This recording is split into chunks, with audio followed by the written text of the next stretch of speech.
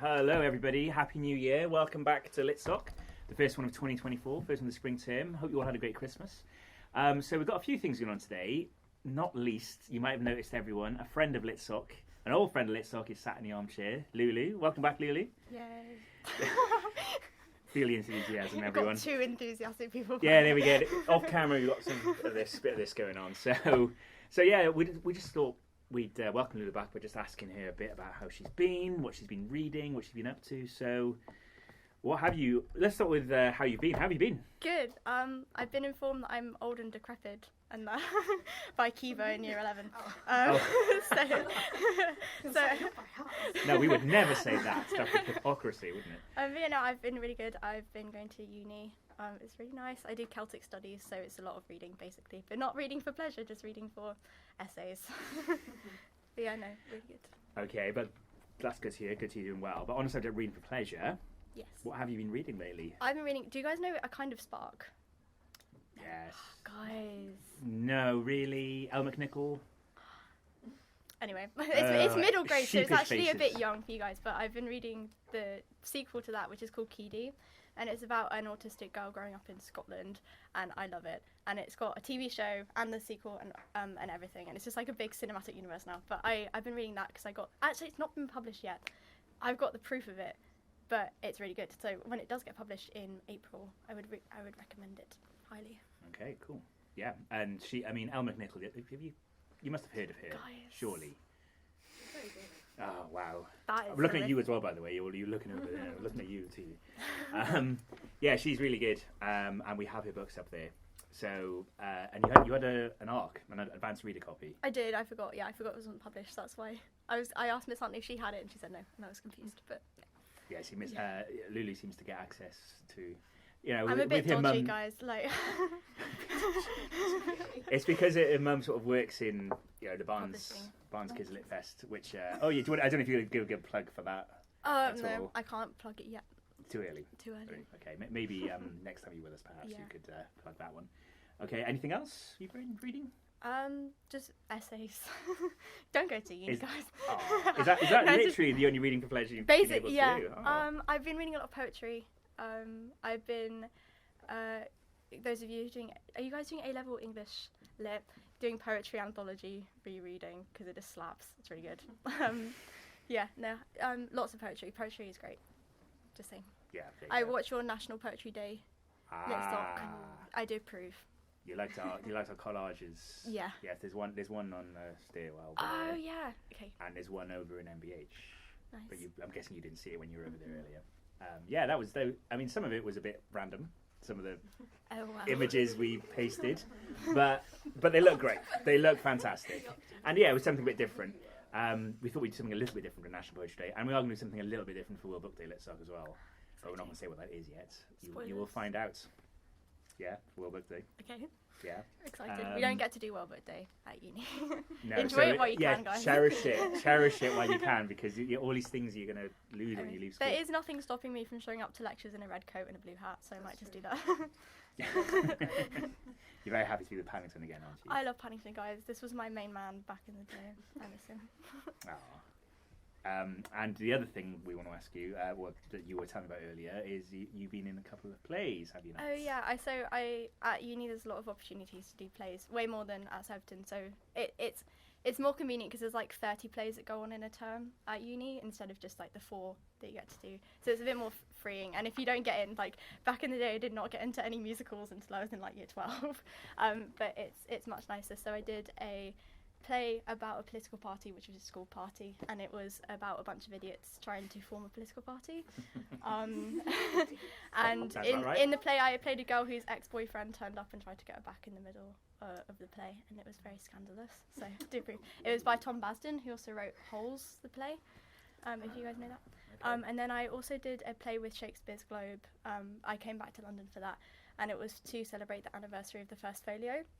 The 500th anniversary of the first folio, and we did it on the spot and on the exact date that it was produced at Stationers Hall in London. And so that was a big privilege, and it was good. And we did it with Simon Russell Beale, who's an actor who I don't know if you guys know, but he was really lovely. So awesome. Yeah, he's one of the greats, isn't he? Yeah, he was super mean. I loved it. If you think Shakespearean actor, I think he's certainly someone who'd be, along with Patrick Stewart and Serena McKellen, etc. So yeah, it sounds like you've been busy. So busy, guys. keeps herself busy, does Lulu. On the subject of plays, Marianne is not with us because she's in the senior production. She's gone to rehearsals for that. Anyone else in that at all? No, but Esther, Are you two in it? Well, we can't do it anymore because we can't do all the rehearsals. Wait, no, but We did can't. she email you back? She didn't email me back, and I haven't got any other emails about it, so I assume we're not in it anymore. I feel like I've opened a can of worms here. Sorry, Miss Drew. If I don't know. Phoebe, we need to I don't go. like drama. No. all right, let's move this along. So Esther, I presume This is something- we're not okay. in it anymore. Phoebe, No, Esther, that's not a problem. Esther, Phoebe. Let's talk about this later. Okay. So I love scandal. It's fine. So, right.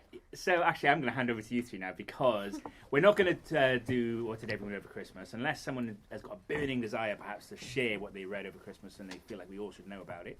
Anyone read anything good? That you want to Speak now or forever hold your peace. Okay. No one's got anything they want to share. Okay, fine. Did we all do some reading over Christmas though? Yes. No. Okay, you read Heartstopper. Of course you did. My mum So- the Iliad and the Odyssey, and I started reading the Iliad. Okay. If you're going to take class Civ, you have to read the Odyssey because you study it. Yeah. It's good. If you do A-level, There's a lot Well, about dashing heads. I don't against know, the my floor. I think on the basis that we have some classicists, would you like to come up and say a little bit about what you think of the Iliad so far? Just a little bit, and then it just so happens you've got quite a classicist heavy crowd here. So, Okay. right, tell us about the Iliad so far. Well, I've barely read any of it, but my sister, she's in year 10, so I think she's done it. Wait, no, some of her friends have done it, and she says that it's really good, so I wanted to read it. I also love classics and stuff, so yeah. So, Alyssa, so what's it about? For those who don't know. I'm kind of confused. I don't know, but I'm pretty sure it's about the war in Troy. Yes, is that the Trojan right? War, yes. Yeah, that's the one, the Trojan War. And I've barely gotten I'm 10 pages in, probably, but I've only gotten to the bit I think where I think it's Achilles has refused to fight. Yeah. Big plot point that. Yeah. And obviously there's lots of fallout from that. So those of us who are familiar with the Iliad, which I know is a few of you, should we try and set it to Alyssa to keep her reading? What will you say to her to keep her reading? It's amazing. Someone fights a river. You need to get to that. It's good. Hercules is the best shit. 21 books in. It's not that far. It's fine. Because there's a lot of fighting, lots of Yeah. because it's a huge epic battle. I found that a bit repetitive, personally. But it's like a fun Battle is joined. epic Battle is battle. joined. Kind of. It's good. You should do it. Don't And read then them once you too. get to the Odyssey, there's a lot of lying. Okay. Even though there's a lot of repetitive battles, you have different heroes having their moments, or what you call their Aristeia. So I think that's what makes it less repetitive. Like different heroes have different personalities, and so seeing them having their different glory moments means you can, they get each. There's lots of different characters all the time. One of the hard things is keeping track of everyone's name, but each of them, at different moments, have their spotlight moment, which I think is really nice. Okay. Well, I'm a Philistine. I'm not a classicist. So, but yeah, and of course, obviously the gods get heavily involved too, and it's really enriching. Yeah, funny. Yeah, to our 21st century eyes, but it's quite the narrative of them assisting, intervening in some of the skirmishes is basically a compelling read. So so do read on. Do we prefer the Iliad or the Odyssey? Odyssey. Sorry. That was said pretty I'm not quickly. taking House I'm taking Greek instead. I don't know. Okay. Is it the same in the Odyssey? I don't know if it's just my version, but in the Iliad, the only thing that anyone's ever described as is godlike. Great, heroic, wise, godlike. Yeah, that Yeah, happens and a lot. yeah. It's fine, but it's in a fun way. It's good. When you consider that someone had to memorize it and sing it all, no wonder they kept repeating themselves. Yeah, because otherwise you just forget it all. It's like everyone has different names. You can't always call them different things. Oh, I don't know what it was. No. It's just that's what we'll talk about later. So well. Anyway, so want to read one on the basis of what people have said, fighting rivers and. Yeah, I was gonna read on anyway, probably. But Okay. Yeah. Cool. Good. All right. Well, thank you, Lisa. Thank you very much. Yeah, you have to get past book 2 where they just list ships. Yeah, don't read book 2. It is great. Don't read book 2 is what we'll be told. I like it. Right. So sticking with the classics theme, Conan, you three, if you can all squeeze onto this. Okay, how many of us can fit on here? Okay. Whoa. Easy now. Easy. Wait. Okay. Okay, maybe you wanna... All right. Okay, Nominate a spokesperson. If you sit in the chair, we can stand. Okay. There we go. Okay. So over the holidays. Well, not over the holidays. No, it was near the It holidays. was It's the same last thing. Litsoc Alright. of last term. Afterwards, at like 6 o'clock, we went into Kingston, the Waterstones, because there was a book signing with Natalie Haynes. Who is amazing. She's and we all great. loved. Natalie Haynes. Yeah, It's amazing. so we got her new book signed, which is Divine Might. And like a bunch of other books. I And a bunch of got, books. what did you get? I think I got 1,000 ships signed. Yeah. Oh, yeah. It was good. It was really cool. She's so nice. And we got a selfie with her. Yeah, we Yeah, got we got selfies. Yeah. 3 selfies. Yeah. Awesome. And Yeah, then there's we like a came big back We came because back. Nina wanted to get another book signed. my And dad she turned gave up us with a these credit. pens. Yeah. I don't know if you can see this on There's camera, we all have but matching little, like, orange pins orange that say pins. Divine Might Might, on them. It's yeah. really good. And she was so nice. yeah, and she was really, really nice. And I felt kind of bad for the author sitting next to her because she wasn't getting anyone in her queue. And Natalie Haynes had a queue like out of So the who door. was the other author then? I don't. know. I think We were just like Natalie I think Haynes. Jacqueline Wilson was there, but she was in She the children's was, and there were section. like a billion Oh, of sounds like a tiny bit of a children. epic in night there. here. I don't know. I don't think What so. was it? Yeah. So it's It was just a several book authors at the same signing. time. How many authors were there then? There were like there was, like, 5 or eight. 6. Oh, wow. There Natalie was, Haynes like, was a clearly lot. the main draw. Jacqueline Wilson Well, was there. Well, Natalie Haynes was in the She- front, yeah, front she was area right at of the it, front. Okay. but that's because that was like Yeah. where the books were. And the Waterstones workers kind of branded us as the weird kids because we had been there for like half an hour before she turned up.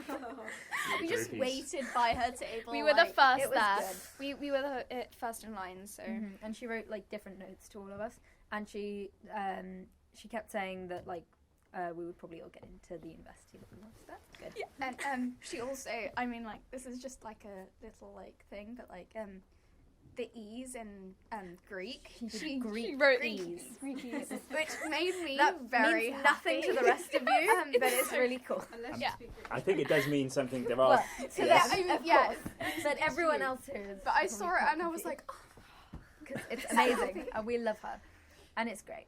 Oh, and we said we were listening to her podcast, Natalie Haynes Stands Up for the Classics, and she said that there's going to be a new series out this year, so that's really cool. Oh, she hasn't started writing it yet. oh, a new series of books, right? Okay. I think meant a TV Of adaptation the for a second. podcast. Oh, the podcast. Okay. Yeah. So, in one sentence, why do you love Natalie Haynes so much? Classics. Okay. One word. You're all doing one word. Yeah. Why else Just like then? a short sentence, I guess. Why It's else? like Why a- else? Like she went apart to- from the classic, why else do you like it? She went to the university that we all want to go to Yeah. for the thing that we all want to do. Which Yeah. is Classics at Cambridge. Anna? Yes. Can I say why I love her? Yes. I feel like classics can sometimes feel a bit like, I don't know, Boring. difficult to access, but she's a comedian. Yeah. So she makes it so entertaining and accessible and brings like comedy to everything. I saw her like October half term do a speech on the book and she was laughing, everyone was laughing. So when you read something that's digestible, it just makes it even more enjoyable. Accessible to a non-specialist audience, effectively. There you And, like, go. all the modern comparisons and stuff. Mhm. And yeah, the podcast is a comedy podcast. She always like you can stop in every 5 seconds because the audience is laughing. At least I enjoy it. And she Okay, focuses fantastic. on women in Yeah. the ancient world as well, which is Yeah. like it's kind of rare because all of the heroes are like men. Yeah. She's done one on Sappho, on Livia. She's done Pandora. Yeah. think. She did Um, Penelope. She's done Athena. Vita. I feel like this could be a future Litsoc. What do you think? It Yeah. should Oh, be. absolutely. We should do We'll that. all come in with like a massive stack Yeah, of books. we'll or just something. have our stack of books. Oh. We'll show our signed book. Well, I was going to Oh, ask if you have to fabulous. have them on you. I take it Yeah, you don't. we No. don't. Okay, know. right. In that case, then I'll book you in recently. They're Let's get wrapped you in massive folders. Natalie Haynes. Looking forward to it already.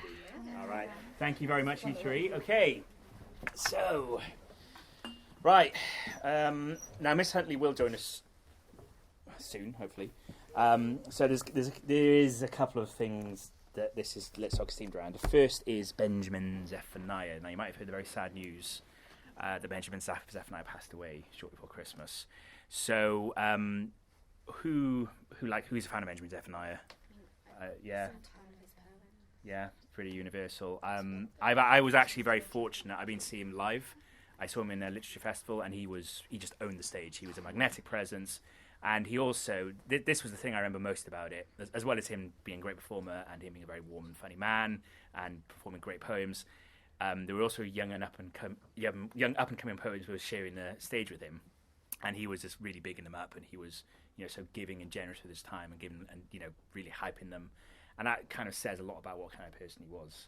And yeah, he had so much to offer in terms of his writing, but in terms of the things he did outside of his writing too. So I thought I'd start us off by reading one. So you mentioned the latest poems. I thought I'd start us by reading a poem from one of his anthologies. It's called Wicked World. Who's read his poems? You read his poems or seen him perform them? We're going to have to read one for English GCSE. We're going to have to read one for GCSE. Well, it's an anthology, do the Dylan Thomas so we'll one. have to. Dylan Thomas. Well, I love Dylan Thomas. It's right next to another one that we've done though, and I did not like that. So. Okay. Tantalising. It was right there. It was not doing it. Okay. Well, he did. So, which poem is it that is in the anthology? I don't. You haven't looked at it I yet? think it's Young and Dyslexic. That's Oh, okay. Well, that's a. I wonder if that's in this collection actually. I'm just gonna have a quick look. That's more of an artist. No, it's not. Oh, look, it's me. It's not a poem, it's like Oh, it's not a poem. That's why it was. Yeah. Oh, Because there's poetry right, part that in the makes English sense. anthology, but there's also like more non-fiction. right. Okay, it's part of the non-fiction anthology. Got you. Okay. Anyway, this one is called "Be Cool, Mankind." My love for you is oh so true. Be good, mankind, and let us be as one people. Be good, mankind, be good. Let's live some more, abandon war. Be safe, mankind, and let us live our dreams, people. Be safe, mankind, be safe. There is one race, the living race. Spread love, mankind, and let's be peace and love, people. Spread love, mankind, spread love. Don't get me wrong, my love is strong. Be cool, mankind, and let us live as one people. Be cool, mankind, be cool. There you go. Obviously, I can't read it as well as he would, but there's an example of some of his work. Now, I've also got some of his novels here, because he wrote prose too. Has anyone read any of these? Teacher's Dead? Hannah? Oh, I think I read one. So I've also got Terror Kid and Refugee Boy. That's the one you've read. This was made into a play. Yeah. He also did Windrush Child. That was his most recent one. You've read that. Okay, so I'm going to hand... Would the two of you like to come and talk about the ones you've read? No? Is that a no? Yes? Okay, Sophia, so you want to come and have a seat then? And tell us about Windrush Child. I think it was a really good book. And I think it's... Because while I was reading it, it was good to put myself into their shoes to see what they would be thinking and feeling. The different key points in the book, and it's really I think it's really lovely to see the relationships between the father and the child moving from the Caribbean to England to start a new life. But it was really good book. Yeah, and as you were saying, it's all about the Windrush generation, moving from the Caribbean. So, did you find it quite moving and very moving? Yeah. So, can you tell us a little bit more about the actual plot of the story? So they in the book it starts off with them all living in the Caribbean, and then the father goes to England because he wants to have a really good life for the son. So then he goes to England, and then he gets a job as a bus driver. And I think as time goes on, they all discover racism in different ways, and then they kind of learn to overcome that in a way, because they know it's always going to happen, but they knew how to approach it. And then the boy he has some friends.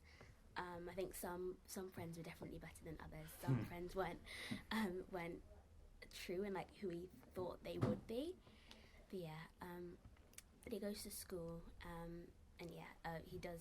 I think all the time he was approaching racism, and then I think she does find love as well, which I think which is really nice as well. Yeah, so it's not, because obviously when you describe that, it sounds like it could be quite sad and quite dark, but actually it's quite uplifting, and this is why it's such a good book.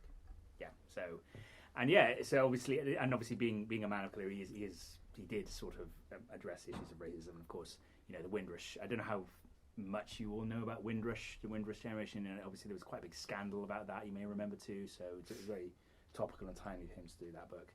So there's one example. So Hannah, do you want to talk about Refugee Boy, which I can hand over to you? So perhaps in a slightly similar vein, perhaps. I read this a while ago, so I'm not sure how much I can remember. Someone gave it to me, but I just remember the same sort of things of like, although it's such a difficult circumstance, the main feeling you get after reading the book is just hope. And so it's about, if I remember right, a boy who moves to the UK. I think it's like 2010s or something. And at first it's a very isolating experience, obviously with the language. Like you feel really isolated if you can't communicate with people. But then he finds friends and he discovers different kinds of music. He finds a community. Obviously there's still hardship, but in the end he sort of finds his people. And it's really sweet, and I really enjoyed it. Yeah, because obviously now there's another thing that's in the news a lot, right? Refugees, and there's a certain scheme being proposed by the government, as I'm sure you all are familiar with. And being a refugee is quite a big upheaval, and so he's going through a lot, and the fact that it is uplifting. And there you go. That's the great thing about Zephaniah. All of these sort of like rooting for the underdogs and addressing these sort of hard issues with a sort of like sense of humour and a light touch. Very sensibly done. So R.I.P. Benjamin Zephaniah. Thank you, Hannah, as well. Okay, so what we're going to talk about now is the Nero Book. Well, I'll see if I can see the Nero Book Prize. Now, this is a new book award, but it's effectively in place of another book award that was called the Costa Book Award. Now, does anyone know about the Costa Book Award and how that one works? Lulu does, I'm sure. Does anyone else know a bit more about it? I guess, yeah. No? Maybe they weren't the right age when it ended. Yeah, I suppose. It was a couple of years ago. So basically, well, Lulu, what do you remember about it? Correct me if I'm wrong, there's lots of different awards. There's like a children's award and an adults award, and one big one. And lots of different books came up for it. It was one of the most prestigious ones, but then it shut down because they basically couldn't finance it anymore. I think that's a shame because I have beef with Cafe Nero because they took caramel frappes off the menu. Ooh. Basically. Anyway, it's now called the Nero Prize. Yes, after Cafe Nero. But as our board illustrators, it's just called Nero, not Cafe Nero, which can confuse with the Mad Roman Emperor who fiddled while Rome burned. But it's called the Nero Book Prize. And so what they do, and this is what Costa did before, they have different categories, and they have a shortlist in each category. They have the best debut novel, the best novel, the best children's novel, and then they used to also do, I think, the best poetry, best poem book. Now, there is a poetry prize, the T.S. Eliot Prize, but I think, so the Nero Prize doesn't have the poetry on anyone, which is a bit of a shame because poetry is great, as some of us have been saying, and it feels like it should be spotlit a bit more.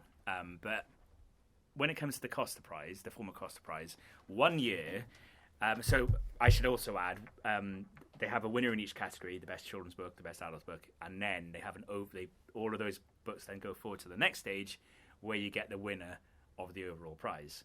Now, 1 year, the book that won the children's award went on to win the whole thing. And that was great because it's like just to show that children's literature, young adult literature, can be every bit as good, if not better, than adult literature. Yeah. And the book that won the overall prize was The Lie Tree. Anyone read this? Yes, Annabelle. I read it when I was in year 4, so I can't remember. You're in year 4. I literally can't remember anything. It'd be a bit. I feel like a little bit confusing. Yeah, I'm impressed. I'm impressed that you did want to read it in year 4. Did you pick it up yourself, or was it recommended to you? It was recommended by a teacher. By a teacher, honestly. I mean, it's really quite. The language is quite sophisticated, and it's a great story, and it's a great concept. I'll just read the blurb to you. When Faith's father is found dead under mysterious circumstances, she is determined to untangle the truth from the lies. Searching through his belongings for clues, she discovers a strange tree, a tree that feeds off whispered lies and bears fruit that reveals hidden secrets. But as Faith's untruths spiral out of control, she discovers that where lies seduce, truths shatter. So yeah, this so what year is it? Yeah, 2016 it won the Costa Award, so quite some time ago now. But Frances Hardinge is a great author. This is actually signed by her, by the way. Two Sabres and I from Frances Hardinge. I think I got her to sign it at the Barnes Kids Lit Fest because I got to see her speak Oh, no, it might have at been that. at the Oh no, it was sorry. Of course. I feel like I was there for that. And Yes, I do apologise. It was actually No, the yeah. Trinity Book Awards. Yes. I was just misremembering, Lulu. Did she win that? No, she she didn't, didn't. did She she? didn't. I don't think she's ever actually won the Carnegie either, but she has won the Costa, so she's got been kudos. shortlisted for the Carnegie, Yeah. hasn't she?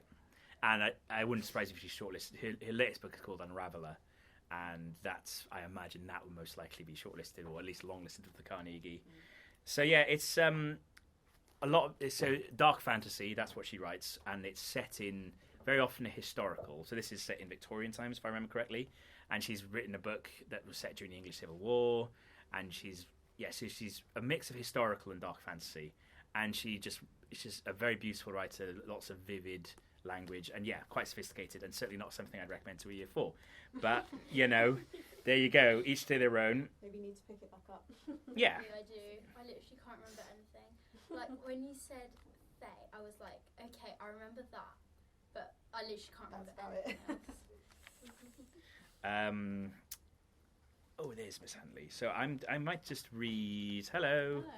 I might just read the opening. We've only just moved on to the Nero. We've been talking about other things. Oh, right, okay. So including Benjamin Zephaniah. I don't know if you wanted to add anything to. A big loss. A big loss. Yes. There you go. The boat moved with a nauseous, relentless rhythm, like someone chewing on a rotten tooth. The islands just visible through the mist also looked like teeth, Faith decided. Not fine, clean Dover teeth, but jaded, broken teeth, jutting crookedly amid the wash of the choppy grey sea. The mailboat chugged its dogged way through the waves, greasing the sky with smoke. Osprey, said Faith through chattering teeth, and pointed. His 6-year-old brother Howard twisted round, too slow to see the great bird as its pale body and dark-fringed wings vanished into the mist. Faith winced as he shifted his weight on her lap. At least he had stopped demanding his nursemaid. Is that where we are going? Howard squinted at the ghostly islands ahead. Yes. How? Rain thudded against the thin thudded against the thin wooden roof above their heads. The cold wind blew in from the deck, stinging Faith's face. In spite of the noise around her, Faith was sure that she could hear faint sounds coming from the crate on which she sat. Rasps of movement, breathy slithers of scale on scale. It pained Faith to think of her father's little Chinese snake inside, weak with the cold coiling and uncoiling itself in panic with every tilt of the deck. So yeah, you can see a very ominous opening, very densely figurative, isn't it? Very densely figurative, and not for year 4. Annabelle told me that she read this in year 4, and I was like, "What, really?" And so when you read a sort of rich, but you can see the ominous feeling in the dark fantasy and the Lytrian. So it was great that this won the overall Costa Award back in 2017. Definitely. Right, Miss Huntley, do you want to take your rightful place in the hot seat? No, I'm fine. Oh, okay, okay. So since I'm just catching up, so you keep going. Okay, fine. So so we got some of this year's. So basically, we've only had the categories announced. So we've got Paul Murray, The Bee Sting. We've got Burnham Wood by Eleanor Catton. Oh yes. Author of The Luminaries. Yes.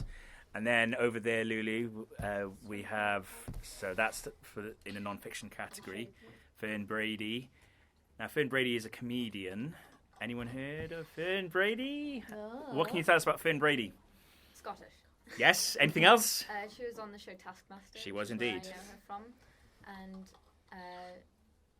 she's very funny. She's I very like her funny. comedy, and she talks a lot about her English friends and what it's like being a Scottish person in England. And we have some Scottish teachers at our school. You might be familiar, Miss Hetherington. Yeah, Madam Paul.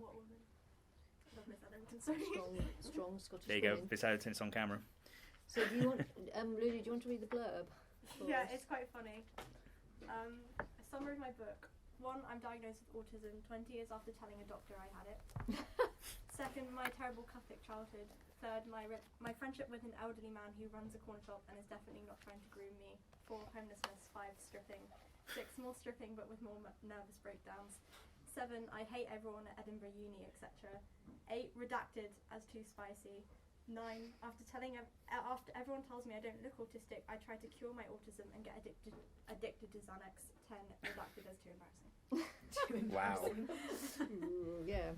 Quite a ride then is going to be, isn't it? Quite a read. She is mad as well as being very funny. So I've also seen Taskmaster, that series she's in. She's but there's eccentric and then there's that level of madness. Some of the things she came out with are just hilarious. So if that's anything to go with, that is going to be. I did read a bit of it and it's very funny. Yeah. I'd recommend it. Yeah, it's funny. Okay, strong female characters as well. Good title too. So, yeah. So that's I've got we've also got on the table. So we've only got some of the books. That's I'll tell you all the others in a minute. So these are in the children's category. So we've got Bitterthorn by Kat Dunn. Witches. Here we go. Once a generation, a witch claims a companion from the town of Blumwald, never to be seen again. So witches are very popular. You know, we had a sort of renaissance with witch fiction. Witch fiction? Witchin? No. Now that time is drawing near once more. Mina, daughter of the Duke, has lost all hope of any future in Blumwald. So when the witch appears, Mina offers herself up, though she has no idea what fate awaits her. Stranded with a darkly alluring captor, the mystery of what happened to the previous companions draws Mina into the heart of a terrifying secret. There you go. So very gothic. Very gothic. Mm-hmm. Light tree again. Mm-hmm. Then we've got Gwen and Art are not in love. Oh. Arthur de Lacy is, in Princess Gwen's opinion, the devil incarnate.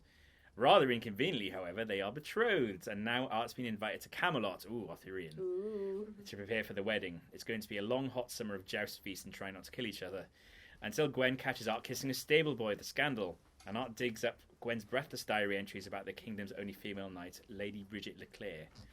Perhaps they'd... Gwen is Guinevere. Yeah, and Art is Arthur. Art is Arthur, yeah. And is Lady Bridget Leclerc Lancelot? Perhaps they'd make better allies than enemies. Maybe it's worth convincing everyone that they make a disgustingly perfect couple after all. But with Gwen growing close to Bridget and Art drawn to Gwen's brother Gabriel, the path to true love is looking far from straight. Rainbow Rowell says, fun and genuinely funny with lovely friendships and first-rate dialogue. So there you go. That one. So Arthurian legend reimagined. And it sounds far better than the rubbish that's on TV at the moment. What, the Winter King? Winter King, yeah. What, the adaptation? The books are so much better. The books are so much better. I read the first book. You read the Winter King because Winter King, Enemy of God, and Excalibur, and Bernard Cornwell. He of sharp fame. Cornwell's wonderful, but the show's got terrible. They've stripped a lot of. Have you seen it? No. I have. It's not terrible, but they've stripped. It's not, okay. But it's not. But it's not great. They've Right. they've sort of denuded a lot of what was good about it. They've taken a lot of edge away. Like Merlin, he's just like this nice chap.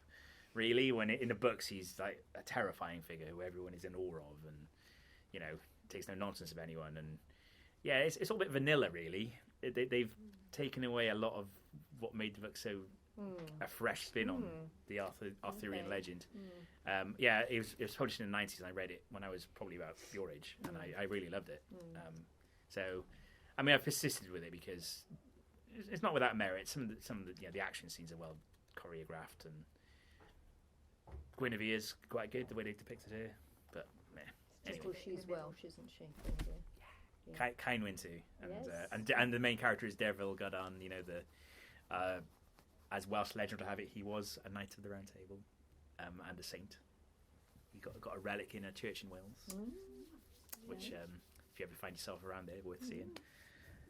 So that's what we've got. Are you familiar with either of these two? Or I know you've read The Luminaries. I think the Beast. No, I. Oh, that was on the book. Mrs. Yes, it Bird was. who'd read The Luminaries. Okay. Well, Burnham Wood is. What's that a reference to? Macbeth. Yes. So. Things about that. Yeah, so we've had it for a bit, haven't we? Burnham Wood is on the move. A landslide has crossed the Karawi. Oh, I can't say that's Karawi. Anyone speak Maori? Pass on New Zealand's South Island, cutting off the town of Thorndyke and leaving a sizable farm abandoned. The disaster presents an opportunity for Burnham Wood, a guerrilla gardening collective that plants crops whenever no one will notice. But they hadn't figured on the enigmatic American billionaire Robert Lemoine, who also has an interest in the place. Can they trust him? And as their ideals and ideologies, I said, can they trust each other? Yeah, it's clearly this is becoming more of a Shakespearean. theme, this influence of billionaires, because it was the same in The Seventh Son. a billionaire influencing a family's future, just to see what happens. I mean, that's timely as well, isn't it? Think of, as we were talking about a certain thing earlier that's in the news. So interesting. I mean, and it's not quite as long as the luminaries was. No. And then finally, anything that comes from the southern hemisphere is going to be interesting, isn't it? Yep. Yeah. The Barnes family. So the bee sting. The Barnes family is in trouble. Dickie's once lucrative car business is going under. Rather than face the music, he's spending his days in the woods, building an apocalypse-proof bunker with a renegade handyman. Oh, okay. This sounds quite funny to me, in a very black comedy way. His wife Imelda is selling off her jewellery on eBay and half-heartedly dodging the attentions of fast-talking cattle farmer Big Mike, while her teenage daughter Cass, formerly top of her class, seems determined to binge drink away to her final exams. And 12-year-old PJ, in debt to local sociopath Ears Moran, is putting the final touches to his grand plan to run away from home. This sounds absolutely mental. Yes, it does. The present is in meltdown, but the causes lie deep in the past. If you wanted to change this story, do you want to change this story, or do you think it's a good story? How far back would you have to go? To the car crash 12 months before Cass was born? To the infamous bee sting, which ruined Imelda's wedding day? All the way back to Dickie at 10 years old, trembling before his father in the garden, learning how to be a real man? Is it possible that a single moment of bad luck set in motion everything that came after? And does that mean the fate of the Barnes family is already sealed? They are facing a reckoning. Effect, isn't it? It is. If they can't change the past or rewrite the story they have already lived, is it too late for a happy ending?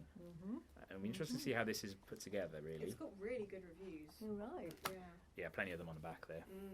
So I think each chapter is from I just skimmed it as a point of view of a different person in the family. Okay, head hopping as they call it. I think so. Is that what it's called now? Well, to us, to the young ones. Yeah, I've not heard that. Oh, maybe it's just me in my own head calls it that then. I've made something up for you all. How about that? Maybe it sounds a bit too literal. It's like hopping on top of people's heads to you. I don't know. We browse it with frogs suddenly. Yeah. All right, so that's what we've got. Right. So what we don't have, so in the children's fiction category, we don't have Wild Song by Candy Gourlay. Now, Candy Gourlay, she did a book that was shortlisted for the Carnegie called Bone Talk, that was set in the Philippines. Oh, yeah. And that was very good. You remember that? That was back in my day. What did you both remember it, right? Yeah. What did you make of Bone Talk? It was pretty good. I get it confused. What was the Aboriginal one that we read? That was also about bones. Aboriginal one about bone? I don't remember that one. Maybe it was the same one. Anyway, it was really good. It might be the same one. I can't remember. Okay. So, but you both liked it, right? Long ago now. So this one is set in the early 1900s and is also in the Philippines about, a headhunter. So the Philippines, it's not the only You've been country. there, haven't I have you? been to the Yes. Philippines, yes. Well remembered. The Philippines is infamous for having tribes of well into the 20th century living in remote regions because, it's a lot of islands, lots of rural areas. Tribes of headhunters that basically were cut off from modern civilization. So you heard all the cliches about all these islands in the Amazon and, there's no... But it's like right in the heart of the Philippines. They have like these wonderful rice terraces in the northern part of the country on the mainland. And within there, deep within there, were headhunters. And as recently as something like probably the 1970s, 1980s, if you were a lost explorer who naively stumbled into their patch of the woods, they might well chop your head off. And when I was in the Philippines, they had a really good museum there of the headhunters. And I can't remember the name of this guy who worked for National Geographic. He sort of just went in and met these headhunters and emerged with his head intact. So he obviously managed to charm them in a way that David Attenborough did when he had all those in somewhere in Africa. There's people just charging at him. So yeah, a girl expected to become a wife and a mother. Lukey isn't ready to give up her dream of becoming a warrior. And when American soldier, so also there's U.S. Army bases, the big American influence there. Tom Hunt, who has stayed behind after the U.S. purchases the Philippines as a colony, offers to take Lukey to America to be part of the St. Louis World Fair. She jumps at the chance to escape. Okay, so it's not so much about headhunting as it is about her going to America. She and her companions are expected to humiliate themselves as exhibits in a human zoo. Okay, so I think quite it's very much in the news again because the son of the president is about to take over, isn't he? Isn't that right? And they had terrible problems with drugs. Yeah. And they were doing something really different, I think, and it's not worked. So they've got terrible, violent reputation. So okay, I can't say I've noticed that one. I'll have to there was something look it up. Yesterday, I think when it comes to prime ministers, I think everyone's been talking about France quite a lot. Yes. Yes, exactly. So, I'll have very to, young. Yeah, very young. I'll have to. Yeah, I might check that out. Yeah. Then, lastly, in the children's category, we got The Swifts by Beth Lincoln.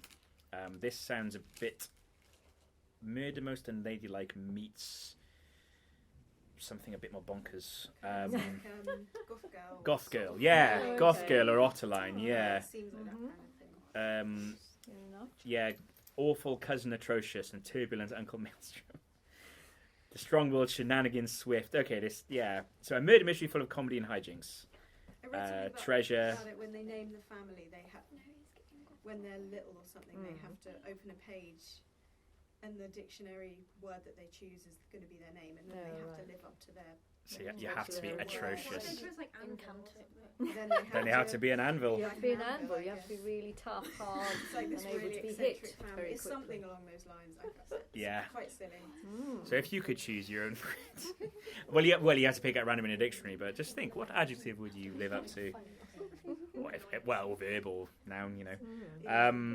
Right. So debut fiction. I'm not going to read all the blurbs for this one because I've just noticed the time. So we've got the 5 Sorrowful Mysteries of Andy Africa, The New Life by Tom Crew, Sunburn by Chloe Michelle Howarth, and Close to Home by Michael McGee. Now, obviously, all of these are debut fictions, so we're not going to know any of those. And then, so I'm going to skip over that for that reason. I don't mean to be savage. And then in fiction, so as well as those two, we've got Ordinary Human Failings by Megan Nolan. Body of a small child discovered on a London estate in the early 1990s. Suspicion falls on a reclusive Irish family whose 10-year-old daughter was the last person seen with the dead girl. Already regarded as bad apples in the community, they become pariahs. Okay, interesting. Yeah. Why are they always dark? Well, not that. I mean, certainly not the Swifts. The kids ones seem quite. Well, not the Candy Gourmet one, but certainly the Swifts standard. And then we got the 15 Wild Decembers by Karen Powell. Emily Bronte. Ah, yes, I'd heard of this one. Her sisters and brother live in isolation, grieving for their dead mother. Raised by their widow father on a parsonage on the edge of the village of Haworth, they pass their days roaming. We know all this. Well, most of us know all this. But it's essentially, it looks like it's the Brontes, but Emily is going to be focused on primarily. The title is taken from one of Emily's own poems, 15 Wild Decembers, exploring the trauma of childhood grief and isolation, while reminding us that we must look at what's hidden below the surface. Okay. And then non-fiction, so we've heard about Fern Brady, strong female character. Then we got The Tidal Year, a memoir on grief, swimming and sisterhood by Freya Bromley. Undercurrent, a Cornish memoir of poverty, nature and resilience by Natasha Carthew. And then Hags, The Demonisation of Middle-Aged Women by Victoria Smith. Now, Miss Ria was telling me that she... did you read a bit about it, this one? No, I think I saw it and I thought it was an interesting topic, but seeing it, a lot of people talk about that at the moment, sort of the invisibility of, women as they get older, so it'll be an interesting, and I'm quite interested about that. Have you... Yeah, I saw it in a bookshop and I picked up and looked through it, and it's really good, the bits I read. And very important to talk about. Yeah. It is. Confronts the ugly space in our culture where ageism and misogyny collide. While older women have been scorned and disparaged for centuries, today middle-aged women, Gen Xers, who came of age in the 1990s, are also dismissed as intolerant, entitled and bigoted. Chapters including Ugly Hag, Frigid Hag and Privileged Hag. Thematic approach to a wide range of subjects from care work to beauty, etc., etc. Drawing comparisons throughout the book between today's hatred of women past their reproductive peak and the witch hunts that took place between the 15th and 18th centuries, hence the title with the broom on the cover exactly. there. It's archetypal, isn't it? argument that much of the blame lies with the popularity of identity-based politics. Lots of that going on. Pitting different generations against each other. Lots of that going on. As well as with social media, which in providing anonymous outlets for angry vitriol has resulted in all-pervasive demonisation. So important, yes, I agree. Definitely important.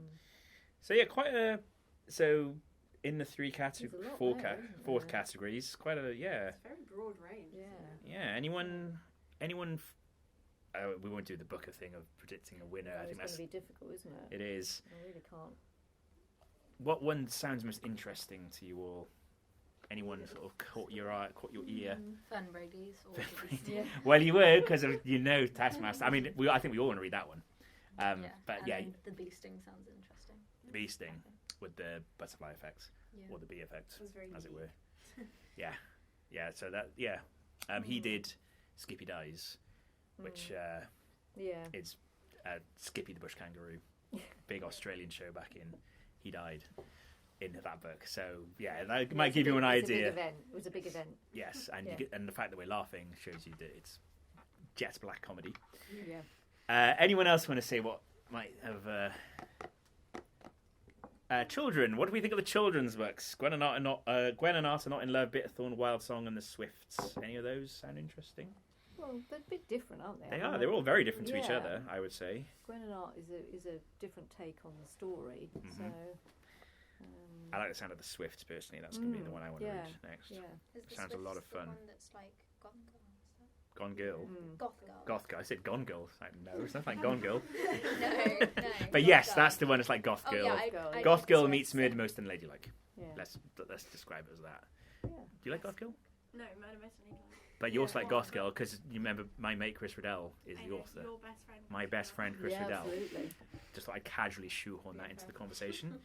In a way that some people, it's the it's like Litsoc bingo. Chris Riddell being Mr. Huntley's best mate. Annabelle mentions Heartstopper. Miss Huntley mentions Ursula K. Le Guin. We can go on. Exactly. We all have our biases. We do. Don't say the honorary Harry Potter mention. Well, now we have. You just did. Yeah, exactly. Do you want to say it with more fanfare, maybe? Yay, Harry Potter. Yeah, so it's. Excuse me, I got a bit of a cough. Yeah, so it sounds very good. So quite a short list. It is. And when's the award announced? Key dates. Let's have a look. So the category winners are announced on the 30th. Not long then. No, and the book of the year is announced on the 14th of March. That's the week after World Book Day. So it's still a while away. So I guess maybe close to time we'll see what the category winners are, and then maybe we could take a little bit of a punt on who we think will win overall. That's true. It'd be a bit easier. Yes, I mean, possibly. It'd be nice to have another children's winner. He said as a school librarian. But there you go. All right. Well, thanks everyone. I think that was. Did you talk about the posters up around the school? No. Sorry, we had so much to talk about. There's a new initiative, everybody. You can see it here. Who is reading what at Surbiton They are High everywhere. School. They're everywhere around the school. So do keep an eye out. Oh my god, I can't figure out which is paper and which is just paper. that bit. Oh my god. Okay, now you figure that out. Have a look at what we're reading, and do feel. The important thing is what everybody's reading. It's difficult, isn't it? So we started with teachers and support staff. So it'd be nice at some point, perhaps, to get things up from you as well. Yeah, we'll have to talk about that. Maybe. Yeah, maybe on World Book Day we can do that, can't we? Maybe get form captains to or something. Yeah. So there we go. So there's quite an eclectic mix around. There are 2 on the English office door. There's 1 on the kitchen and MBH door. There's loads. Offices. On the first floor. Yeah. Nice. Yeah, all aheads of you have got them up. Yeah. And so you can see, as I mentioned, I'm reading Unraveller by Frances Harding at the moment. Miss Oliver is reading Tomorrow and Tomorrow and Tomorrow, the Gabrielle Zevin. That's been getting lots of hype. Yeah. And Miss Rio, you are reading... In Memoriam, which is the Waterstones book of the year. It's about the trenches. How depressing. It's actually not that depressing so far. It's a different take on it, isn't it? That's the thing. Yeah. Every generation has it. It's very good. You like it. Miss Huntley is reading. Well, I've just finished it last night, actually, because I was really into it. Moonflower Murders, which was the follow-up to Magpie Murders. Yes. But he seems to have... That's it now, according to the story, anyway. No more. It's I do find it very interesting the way that he writes different characters, because they're all very rude to each other, which is quite sort of, always seems to me a bit sort of, would you really be that rude? I don't know. Anyway, but Some I people did. can be. There was, in the middle of it is the actual book that she has to reread, that she's already, that Alan Conway, the original author, has written. And it was very beautifully produced. I got it second hand, but it's the first big cover, massive picture of an owl on the front, and then on the pages are all the different moons. It's very beautifully produced. Yeah. So they spent a lot of I like money it on when it. they do the sprayed Yeah, edges. Yes, absolutely. it is. So I'm going to donate it to the Boston library Gold. because it's very large. I've got money room. I don't think we have to yet, have we? Do we? No. We got the first one. Yeah. And it's signed. As by I've told you Horowitz many as times, well. Miss Rue. So, So, but he is a compelling writer. You do want to know what happens. So Yeah. it's I like good. the TV show of it as well. They did a good job with that, I think. Yeah, I really enjoy it. In fact, I actually thought the TV show was better because they were nice. They were not as edgy. They were difficult, but they weren't quite as nasty as. A bit more nuanced. Yeah, yeah. Yeah. Yeah, it's good to have a story about publishing as well, because yeah. get that money. Of course, Yellowface. Oh yeah. That might be more about the agent-author relationship, perhaps, than publishing per se. But that's that's the book everyone was talking about at one point last year, and that's publishing. So Yeah. which some of us know Yeah. a bit about. And the latest off the shelf is out, isn't it? The latest off the shelf. Or is it about to come? We had one before Christmas, and we started work on the next one. That'll be out before half term. Yeah. We filmed our special guest, and you'll find out who that is then. All right, so well, thank you everyone. Happy New Year. Happy New Year. Happy New Reading coming. Year. Thank you for coming. And next week, Mrs. Rio will be taking us through the delights of Ghostwriting. Oh yes, ghostwriting. Yes. Yes, something that some of you may not have ever heard of before. So something. We'll find out. Yeah, you'll find out more. All right, so see you all next week. Lulu, Yeah. thanks for coming Thanks as well. for coming, Lily. Great to Lovely see you. Keep up the good work. Bye everybody. Okay, bye. See you soon. Bye.